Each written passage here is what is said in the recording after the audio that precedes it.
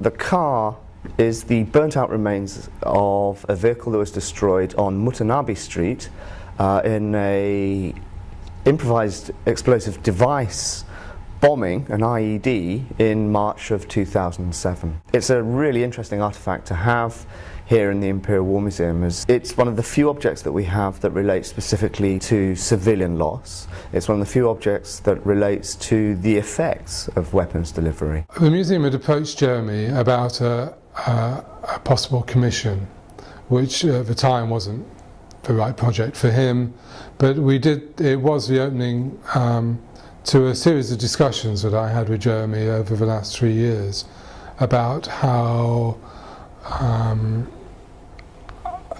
primarily about the war in Iraq, but central to it was a discussion around, in the first instance, how to get hold of a car destroyed in Iraq. The car originally was going to be in the, was an idea for the fourth plinth, and so it would have fitted perfectly on the fourth plinth. But also a car is an object we all know about. It's an object that at least people have a lot of respect for. They love their cars. But also the car is something that in a news report about a terrorist attack is usually shown all destroyed.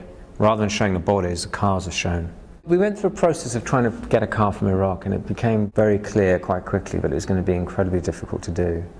It's going to be very bureaucratic and possibly quite dangerous. Almost by definition it was going to be a dangerous task. And then someone heard that we were looking for a car, who'd got a car out of Iraq 2 years previously, I think, and he offered it to us because he'd put it into an exhibition and had no use for it after that. So it had a life beyond this life that he'd given it.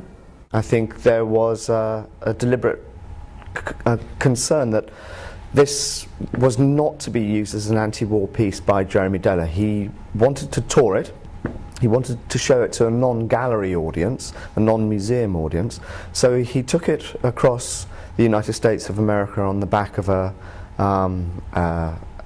trailer. Jeremy hung a sign around the base of the trolley saying, basically it is what it is. This is a car that was destroyed in Baghdad in 2007. And they stopped at fairly large towns, and people, provoked by their own curiosity, would come and have a look at the car.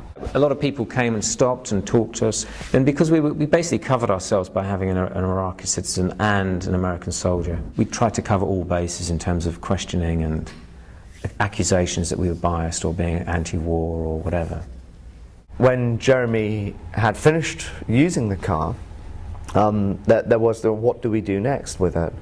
And the Imperial War Museum were delighted to take the car from him and put it on display here. It's not an artwork, but it's an exhibit. Think of it about as if it is in a museum dedicated to war or warfare. That's how you should look at it. That's how I look at it. So it's an exhibit. So for it to come to a place like the Imperial War Museum, where it's absolutely within that context, that's, for me, is perfect. And it will be looked after and seen and become part of this narrative that's constructed here. It shouldn't go in an art gallery. I mean, this is the problem with putting it in an art gallery, is that people tend to look at it as an art or as a formal object of beauty. Because it's not beautiful in any sense. I mean, it's as beautiful as a smashed up, rusted old car. It's not really that beautiful. Could it ever be a work of art? Could it ever be seen as something that has an intrinsic beauty or art quality about it? I mean, you might see something in that, but I think that's to miss the point. Ultimately, it's a car that has been destroyed by conflict, and that's where its story lies, and that's where its resonance to the museum lies. I believe it's the museum's job, and it's our job, to offer the possibility of engaging with this type of object, and actually thinking very much about the nature of what is war in the 21st century, what is conflict in the 21st century. The museum's atrium in London is full of equipment, military equipment, which is designed to destroy, to maim, to injure. This is a piece of evidence from the other side, and the car, in one level, it's just a drop in the ocean compared to the scale and the numbers of other machines in that space, but it is a start, and it's I hope will be a focus for the way our audience looks at the other machines and the other material in that atrium, but also for the museum itself to start thinking, how does it tell the other side of the story?